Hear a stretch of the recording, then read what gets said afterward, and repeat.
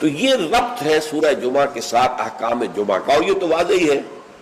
کہ در حقیقت اس سورہ مبارکہ کا نام ہی اس حکم جمعہ کے حوالے سے لیا گیا ہے۔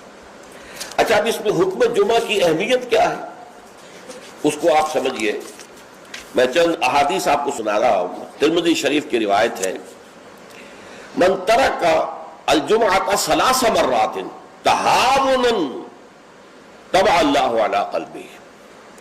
جس شخص نے 3 جمعے چھوڑ دیے کسل کی وجہ سے، یعنی کوئی اور عذر نہیں ہے، بیماری نہیں تھی، مسافر نہیں تھا،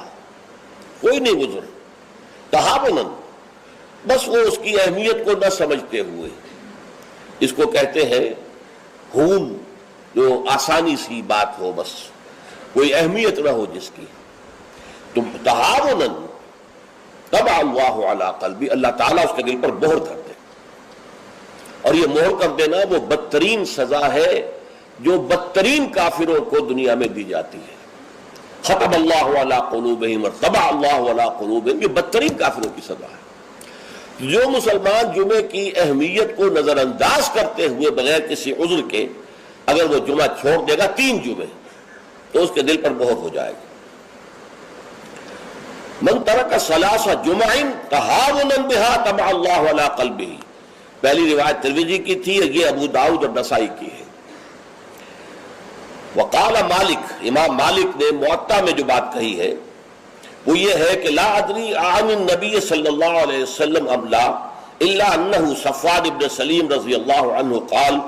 من ترک الجمعۃ ثلاثا من غیر عذر ولا علت طبع اللہ علی قلبہ۔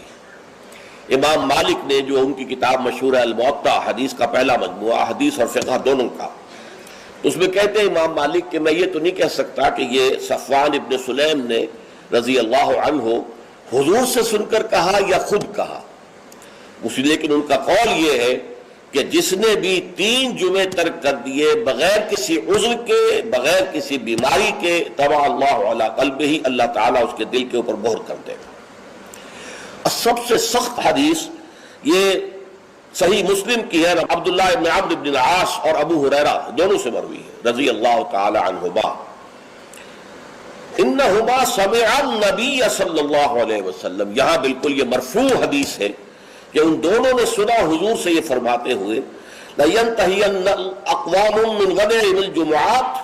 أَوْ لَيَخْتِمَنَّ اللَّهُ عَلَىٰ قُلُوبِهِمْ ثُمَّ لَيَكُونُنَّ مِنَ الْغَافِلِينَ،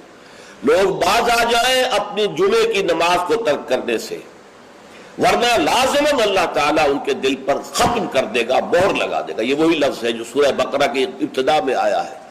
ان الذین کفروا سواء علیہم انذرتہم ام لم تنذرہم لا یؤمنون ختم اللہ علی قلوبہم وعلی سمعہم وعلی ابصارہم غشاوہ، پھر وہ غافلوں میں سے ہو جائیں گے۔ اسی صحیح مسلم میں حضرت عبداللہ ابن مسعود سے ایک اور روایت ہے، ان النبی قال لقوم یتخلفون عن الجمعۃ لقد ہممت ان آمر رجلا یصلی بالناس ثم احرق علی رجال یتخلفون عن الجمعۃ بیوتہم۔ حضور نے فرمایا میرا یہ دل چاہتا ہے کہ میں کسی اور شخص کو امامت کے لیے کھڑا کر دوں اور ان لوگوں کے گھروں میں جا کر ان کے سمیت آگ لگا دوں کہ جو جمعے کے اندر حاضر نہیں ہوتے۔ اب آپ ایک طرف حضور کی شخصیت کو دیکھیں، آپ کے اندر نرمی تھی، رقت تھی، شفقت تھی، محبت تھی، رأفت تھی، لیکن دوسری طرف سختی کا یہ عالم ہے کہ جمعے کی اہمیت تاکہ معلوم ہو جائے کہ جمعے کی اہمیت کیا ہے۔ یا ایھا الذین آمنوا اذا نودی للصلاۃ من یوم الجمعۃ فاسعوا الی ذکر اللہ وذروا البیع، اے ایمان کے دعوے دارو جب پکارا جائے نماز کے لیے جمعے کے دن، مراد ہے نماز جمعہ۔ ویسے تو ظاہر بات ہے کہ اذان تو فجر کی بھی ہوگی، عصر کی بھی، مغرب کی بھی، عشاء کی بھی، یہاں مراد کیا ہے؟ نماز جمعہ کے لیے جب اذان دی جائے فاسعوا الی ذکر اللہ، لفظی ترجمہ تو ہوگا تو پھر دوڑ پڑو اللہ کے ذکر کی طرف، صحیح کے معنی دوڑنا ہے، لیکن یہ کہ چونکہ حضور نے صلی اللہ علیہ وسلم دوڑنے سے منع کیا ہے، لہذا لپ کو یعنی ہمتاً متوجہ ہو جاؤ۔ اب کوئی کاروبار دنیاوی تمہیں اپنا ذرا اس گاہک کو نپٹا لوں، پھر نہیں، فوراً کاروبار بند۔ فرمایا فاسعوا الی ذکر اللہ وذروا البیع، کاروبار چھوڑ دو، ذالکم خیر لکم ان کنتم تعلمون، یہی تمہارے لیے بہتر ہے اگر تم سمجھو۔ اب دیکھیے غور کیجئے اس میں کہ ہو سکتا ہے کوئی شخص، کوئی دکاندار بیچارہ صبح سے بیٹھا تھا، کوئی گاہک نہیں آیا، عین جس وقت گاہک دکان میں داخل ہوا اسی وقت اب اذان جمعہ کی آواز آ گئی. اب بڑے سخت امتحان میں ہے وہ، لیکن فرمایا گیا ذالکم خیر لکم، بظاہر گھاٹے کا سودا ہے، صبح سے بیکار بیٹھے تھے، کوئی گاہک نہیں تھا، اب آیا ہے تو نماز کی اذان آ گئی، چھوڑ کے جانا پڑے گا. ضرور پڑے، کاروبار چھوڑ دینا یہ لازم ہے، یہ حکم ہے، یہ واجب ہے، فرض ہے چھوڑ دینا، اس میں کسی قسم کی کوتاہی جو ہے وہ پسندیدہ نہیں ہے. تو جمعہ کی اہمیت کے لیے ایک طرف تو قرآن مجید کے یہ الفاظ، یا ایھا الذین آمنوا اذا نودی للصلاۃ من یوم الجمعۃ فاسعوا الی ذکر اللہ وذروا البیع ذالکم خیر لکم ان کنتم تعلمون، اور اس کے ساتھ جمع کیجئے وہ احادیث جو میں آپ کو سنا چکا ہوں. اگر 3 جمعے کسی مسلمان نے بغیر عذر کے، ہاں عذر ہو سکتا ہے، آپ بیمار ہیں تو آپ پر فرض نہیں ہے،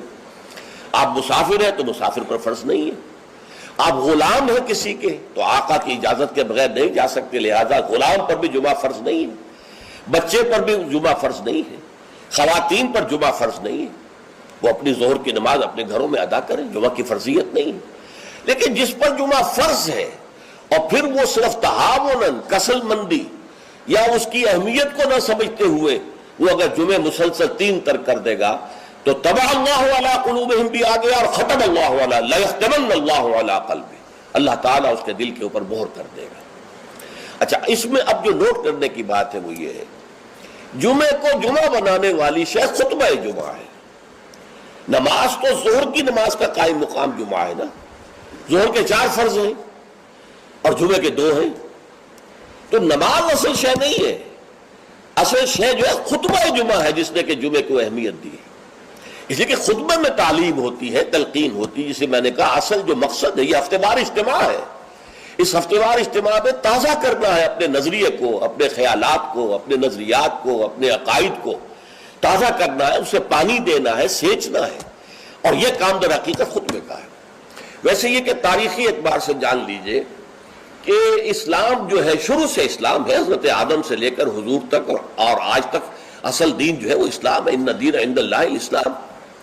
یہ تو اسلام کے ایڈیشنز ہیں کہ ایک خاص احکام جو حضرت موسیٰ کو دیے گئے تو وہ اس وقت کے لوگوں کے لیے وہ لازم تھے، پھر وہ احکام جو ہے شریعت محمدی کی شکل میں آئے ہیں صلی اللہ علیہ وسلم تو ہم پر وہ واجب ہے، لازم ہے. لیکن یہ کہ یہ نظام جو ہے رہا ہے ان تمام مذاہب میں کہ ہفتے کے ایک دن کو فارغ کیا جائے اللہ کی یاد کے لیے. چنانچہ یہ حکم جمعہ ہی تھا کہ جو دیا گیا تھا امت موسوی کو علی نبی صلاۃ والسلام، جمعہ کا دن تھا. ہمیشہ سے جمعہ ہی کا دن جو ہے وہ در حقیقت مقدس دن ہے، اور جمعہ ہی کا دن ہے کہ جو ابتدائے آفرینش سے چلا آ رہا ہے اس کام کے لیے.